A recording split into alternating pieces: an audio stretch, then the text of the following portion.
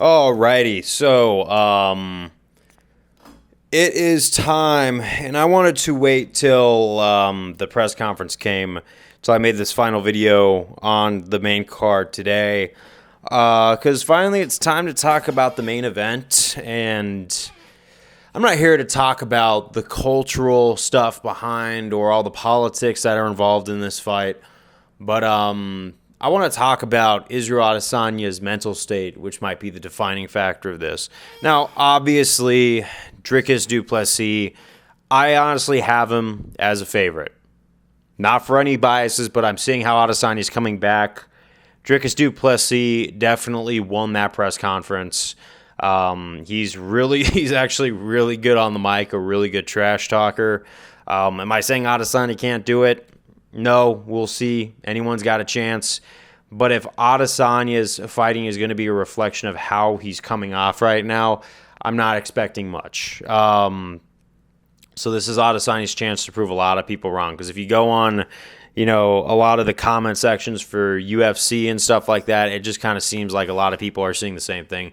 Dricus won that. And you know what? I'm not going to come down on Adesanya for crying during the press conference. I try to be as emotionally intelligent as possible.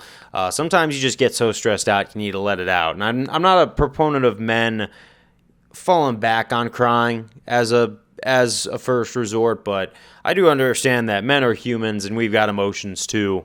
And, Adesanya obviously let loose a little bit, but you don't let loose unless you have a lot of thoughts going on in your mind. And you know what? You can't blame Adesanya for, you kind of can. A lot of it was self-inflicted.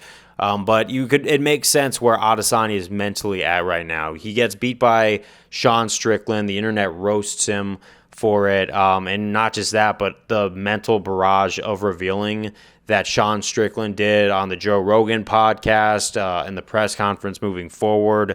A lot of the stuff about the dog. That's going to stick with Adesanya a lot longer than the Sean Strickland fight. And that's why he said a long time ago he wasn't going to come back for a few years. And now he's back sooner because he wants this fight with Dricus du Plessis. And even though I feel like a lot of the reasons why the decision between Strickland and du Plessis went in du Plessis' favor was to promote this fight. Not so much that I think they were trying to get rid of Sean Strickland. It could have been a little bit. Sean is a PR worst nightmare. I love his fighting, but that guy is not PC or anybody you want to put on cable television at all. Let's be real. But I feel like DDP and Adesanya was the fight that they were really trying to make. And I think a lot of people have kind of just turned on Adesanya. Not everybody, of course. A lot of people are still going to be ride or die with any of these fighters. If that was the case, then it just shows you, because the McGregor fan base still has a lot of diehard loyal fans that are willing to make excuses for him. So if that's possible, don't be surprised if an Israel Adesanya loyal diehard fan base, no matter the dog stuff or anything like that, that's definitely in the realm of possibility. But he comes back. You could see the look on his face that his ego was hit when he thought that he was the underdog.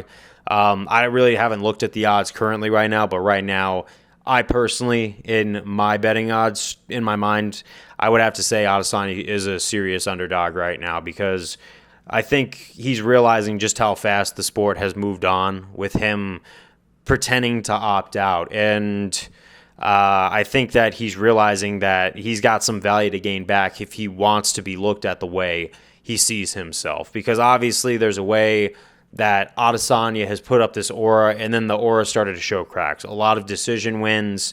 Sure, he finished Costa and Pereira when it mattered most, when a lot of people were criticizing for doing these decision wins, and got the finishes. But for the most part, it's been a lot of leg kicking to decisions, a lot of counter shotting.